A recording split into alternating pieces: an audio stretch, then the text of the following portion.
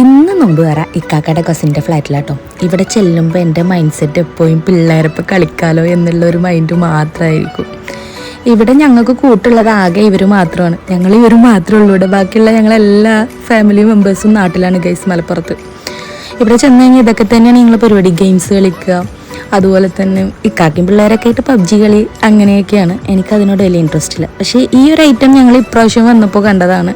അപ്പോൾ ജസ്റ്റ് അത് വെച്ച് നോക്കി കളിച്ച് അടിപൊളി ഫീലിങ്സാണ്. സത്യം പറഞ്ഞാൽ ഗൈസ് നമ്മൾ വേറൊരു ലോകത്തോട്ട് പോകും.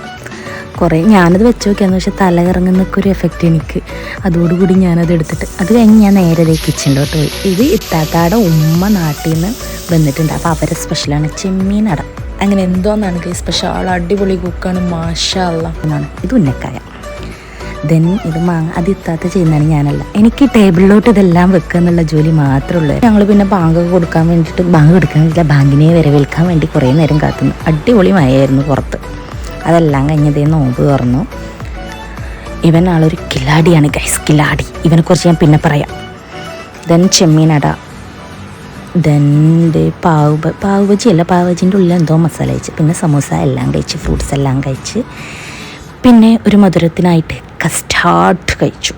ഇതെല്ലാം കഴിഞ്ഞ് നിസ്കരിച്ച് ഞങ്ങൾ മെയിൻ കോഴ്സ് പുറത്ത് പോയി കഴിക്കുന്നതാണ് ഗൈസ്. അത് നെക്സ്റ്റ് പാട്ടായിട്ട് ഞാനിടാം. ബൈ.